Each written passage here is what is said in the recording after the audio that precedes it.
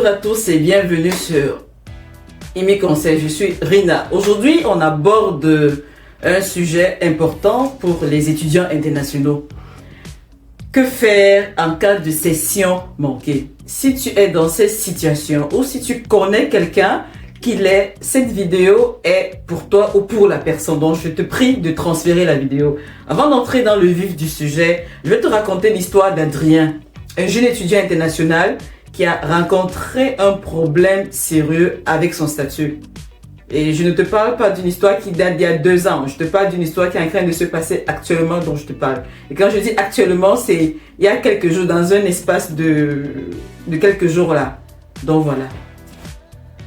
Alors, Adrien est un étudiant international qui étudie au Canada depuis pratiquement 1 an et demi, ou sauf erreur de ma part. Tout se passait bien jusqu'à la session d'automne 2024.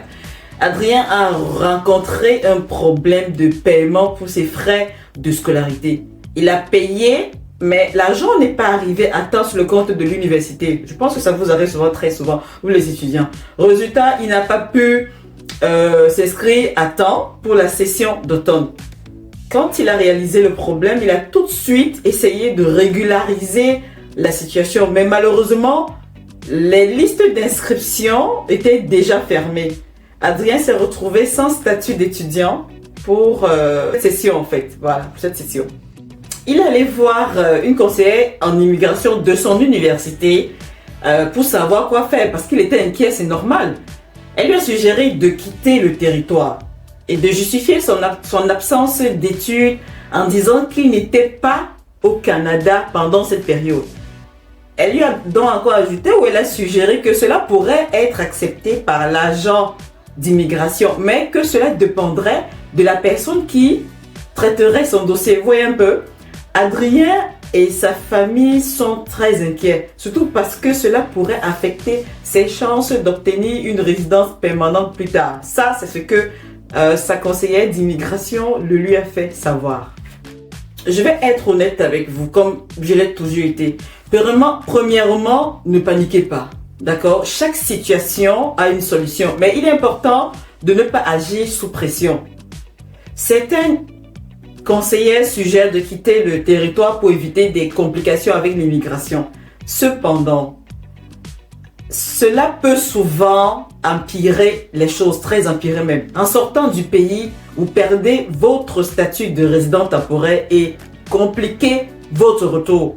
Le conseil donné à Adrien est pour moi, est très risqué. Quitter le territoire et prétendre ne pas avoir été au Canada pendant cette période, ça c'est un très gros mensonge. C'est une solution qui peut sembler facile, mais franchement, ça comporte des risques très énormes. Si l'agent d'immigration découvre que cette justification est fausse, Adrien pourrait être accusé de fraude, ce qui pourrait entraîner une interdiction de retour au Canada ou même un refus de renouvellement de son permis d'études. En plus, avec les nouvelles règles strictes concernant les étudiants internationaux, il est essentiel de rester honnête, transparent avec les autorités. Donc, vous ne pouvez pas me dire que à l'heure où Adrien est en train de parler à la dame, il est dans un autre pays alors qu'il est sur place. Là, pour moi, déjà, c'est une fraude terrible. Parce que tu ne peux pas conseiller quelqu'un en lui disant, ok, il faut leur dire que tu étais hors du pays. L'argent est arrivé pendant que j'étais au Canada. L'argent est arrivé dans le compte de l'université pendant que j'y étais. L'argent est arrivé pendant que j'étais sur place. Je discutais avec vous, j'étais au Canada. Mais vous voyez que pour moi, il n'y a pas de concordance. En tout cas, c'est très risqué. Alors, que faire si tu es dans la même situation qu'Adrien? Voici mes conseils. Ne quitte pas le territoire. Ok? Reste au Canada et expliquer honnêtement la situation à l'agent d'immigration est la meilleure option, selon moi. Ça, c'est s'il vous demande, s'il vous appelle, si besoin, si nécessaire. Maintenant, justifier la situation avec des preuves. Adrien peut expliquer les circonstances du retard de paiement et fournir des preuves et ses efforts pour régulariser la situation. Par exemple, il peut présenter des reçus de paiement, des échanges avec l'université ou toute autre documentation, ok, qui montre qu'il a fait son mieux pour s'inscrire à temps. Il y a aussi la demande de la lettre d'explication à l'université, effectivement. Donc, Adrien peut demander à son université une lettre explicative officielle, officielle expliquant les circonstances du retard de paiement et confirmant qu'il a fait des efforts pour s'inscrire à temps. Cette lettre peut être très utile pour justifier la situation auprès de l'agent d'immigration, autant pour moi. Il y a aussi cette solution de consulter un avocat en immigration dans des situations complexes, très complexes même, comme celle-ci. Il est toujours préférable de consulter un professionnel en immigration. Un avocat, par exemple, ou une autre personne, un avocat spécialisé en immigration pourra évaluer la situation et préparer une stratégie solide pour le renouvellement du permis d'études, bien sûr. Je dis bien sûr, si le permis d'études est expiré. Dans le cas présent, on ne parle pas d'un cas dont le permis d'études est expiré. On parle d'un cas d'un permis d'études qui est ouvert et la personne a même déjà sa CAC.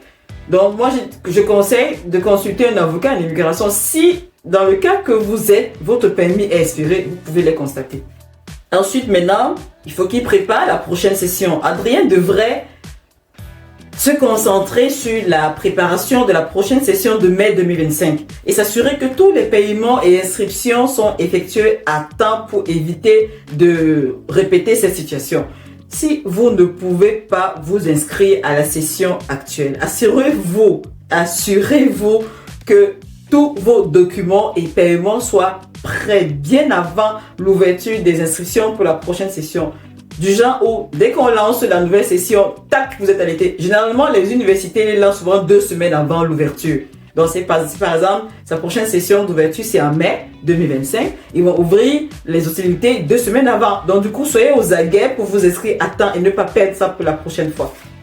Communiquez toujours avec l'immigration. Si votre permis d'études reste valide, vous pouvez rester au Canada et préparer votre justification pour prouver que ce problème était temporaire et indépendant de votre volonté.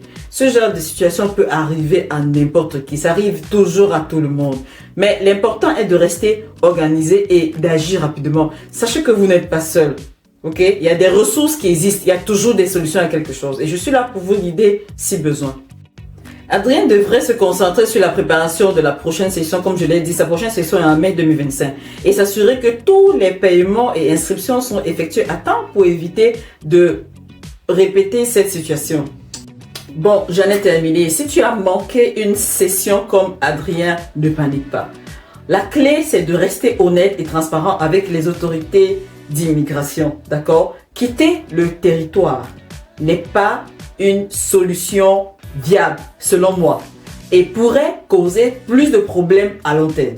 Si tu as des questions ou si tu veux partager ton expérience, n'hésite pas à laisser un commentaire sous cette vidéo. Et si tu veux plus de conseils sur l'immigration au Canada ou si tu as un problème particulier, abonne-toi à ma chaîne, active les notifications pour ne rien manquer. Merci d'avoir regardé cette vidéo et à très bientôt pour de nouveaux conseils sur ImmiConseil. Ah, n'oublie pas, une immigration réussie, c'est une immigration bien préparée. Cette fois-ci, je te dis à la prochaine.